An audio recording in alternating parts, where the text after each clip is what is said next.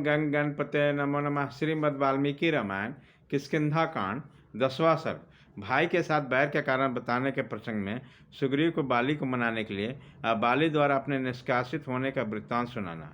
सुग्रीव कहते हैं, तदंतर क्रोध से आवेश तथा विक्षिप्त होकर आए हुए अपने बड़े भाई को उनको हित की कामना से मैं पुनः प्रसन्न करने की चेष्टा करने लगा।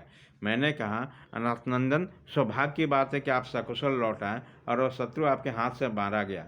मैं आपके बिना अनाथ हो रहा था, अब एकमात्र आप ही मेरे अनाथ हैं। ये बहुत से तिलियों से युक्त तथा उदित हुए पूर्ण चंद्रमा के समान श्वेत छत्र मैं आपके मस्तक पर लगाता हूँ और चवर डुलाता हूँ, आप उन्हें स्वीकार करें। बानाराज में बहुत दुखी होकर 1 वर्ष तक उस बिल के दरवाजे पर खड़ा रहा। उसके बाद बिल के भीतर खून की धारा निकली। द्वार पर रक्त देखकर मेरा हृदय शोक से उद्विग्न हो उठा और मेरी सारी इंद्रियां अत्यंत व्याकुल हो गई। तब उस बिल के द्वार से एक पर्वत शिखर से ढककर मैं उस शिखर से हट गया। अब पुनः किष्किंधापुरी में लौट आया। यह विषादपूर्वक मुझे अकेला लौटा देखकर पूर्ववासी मंत्रियों ने इस राज्य पर मेरा अभिषेक कर दिया। मैंने स्वेच्छा से राज्य को नहीं ग्रहण किया, अतः ज्ञानवश होने वाले मेरे इस अपराध को क्षमा करें। आप ही यहाँ के सम्मानीय राजा हैं और मैं सदा आपका पूर्वज सेवक हूँ। आपके वियोग से ही राजा की पद पर मेरी नियुक्ति हो गई। मंत्रियों, पूर्वसियों और नगर सहित आपका ये सारा कंटक राज्य मेरे पास धरोहर के रूप में रखा है। अब इसे मैं आपकी सेवा में लौटा रहा हूँ। सौम्य शत्रुसूदन, आप मुझ पर क्रोध न करें। राजन, मैं इसके लिए मस्तक झुकाकर प्रार्थना करता हूँ और हाथ जोड़ता हूँ। मंत्रियों तथा पूर्ववासियों ने मिलकर जबरदस्ती मुझे इस राज्य पर बिठाया है, वह भी इसलिए कि राजा से रहित राज्य देखकर कोई शत्रु से जीतने की इच्छा का आक्रमण न करे। मैंने ये सारी बातें बड़े प्रेम से कही है, किंतु उस बानर ने मुझे डांट कर कहा, तुझे धिक्कार है। यूँ कहकर उन्होंने मुझे और बहुत सी कठोर बातें सुनाई। तत्पश्चात उन्होंने प्रजाजनों और सामान्य मंत्रियों को बुलाया और सुहृतों के बीच में मेरा अत्यंत निर्दित वचन कहा। वह बोला, आप लोगों को मालूम होगा कि दिन रात में एक साथ मेरे युद्ध करने की इच्छा से एक मायावी नामक महान असुर आया था। उसने क्रोध में भरकर मुझे युद्ध के लिए ललकारा। उसकी यह ललकार सुनकर मैं राजभवन से निकल पड़ा। उस समय क्रूर स्वभाव वाला मेरा भाई भी तुरंत मेरे पीछे पीछे चलाया। यद्यपि वो असुर बड़ा बलवान था, तथापि एक दूसरे का सहायक देखकर भयभीत होकर वह रात में भाग चला। हम दोनों भाइयों को आते देखकर वो बड़े बेग से दौड़ा और एक विशाल गुफा में घुस गया। उस अत्यंत भयंकर विशाल गुफा में उस असुर को घुसा हुआ जानकर मैंने अपने इस क्रूरदर्शी भाई से कहा, सुग्रीव, इस शत्रु के मारे बिना मैं यहाँ से किष्किंधापुरी को लौट चलने में असमर्थ हूँ। अतः जब तक मैं असुर मारकर लौटता हूँ, तब तक तुम इस गुफा के दरवाजे पर रहकर मेरी प्रतीक्षा करो।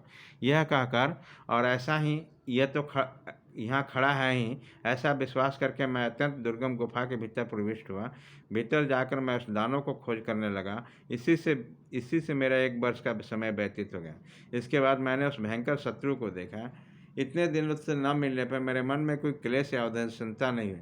मैंने उसके समस्त बंधु बांधवों से तत्काल काल के गाल में डाल दिया। उसके मुख और छाती पर भी भूतल में रक्त का ऐसा प्रवाह जारी किया जिससे सारी दुर्गम गुफा भर गई।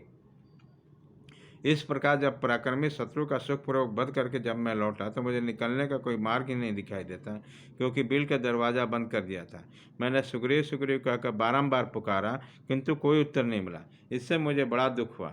मैंने बारंबार लात मारकर किसी तरह उस पत्थर को पीछे की ओर ढकेला। उसके बाद गुफा द्वार से निकलकर यहाँ के राह पकड़े मैं इस नगर में लौटा। यह सुग्रीव ऐसा क्रूर और निर्दयी है, इसके भातृ प्रेम को भुला दिया और सारा राज्य अपने हाथ में कर लेने के कारण गुफा का अंदर बंद कर दिया था। ऐसा कहकर बाली ने निर्भयतापूर्वक मुझे घर से निकाल दिया। उसी समय मेरे शरीर पर एक ही वस्त्र रह गया। रघुनंदन, उसने मुझे घर से तो निकाल दिया, मेरी स्त्री को भी छीन लिया। उसके भय से मैं वनों और समुद्रों से सारी पृथ्वी पर मारा मारा फिरता रहा।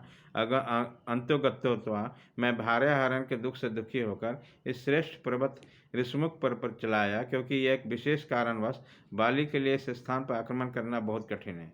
रघुनाथ जी, यहाँ बाली के साथ बैर पड़ने की विस्तृत कथा है। यह सब मैंने आपको सुना दी। देखिए, बिना अपराध के कारण ही मुझे यह सब संकट भोगना पड़ता है। बीरबर, आप संपूर्ण जगत का भय को दूर करने वाले हैं, मुझ पर कृपा कीजिए और बलि का दमन करके मुझे उसके भय से बचाइए। सुग्रीव को ऐसा कहने पर धर्म के ज्ञाता परम तेजस्वी श्री रामचंद्र जी ने उससे हंसते हुए यह धर्मपूर्वक वचन कहना आरंभ किया। मित्र, मेरे ये सूर्य के समान तेजस्वी तीखे बाण अमोघ है, जो दुराचारी बाली पर रोषपूर्वक पड़ेंगे। जब तक तुम्हारे भार्या का अपहरण करने वाला उस बानर को मैं अपने समान नहीं देखता हूँ, तब तक सदाचार को कलंकित करने वाला यह पापात्मा बाली जीवन धारण कर ले। मैं अपने ही अनुमान से समझता हूँ तुम शोक के समुद्र में डूबे हुए हो। मैं तुम्हारा उद्धार करूँगा। तुम अपनी पत्नी तथा विशाल राज्य को भी अवश्य प्राप्त कर लोगे। श्री राम का वचन हर्ष और पुरुषार्थ को बढ़ाने वाला था। यह सुनकर सुग्रीव को बड़ी प्रसन्नता हुई।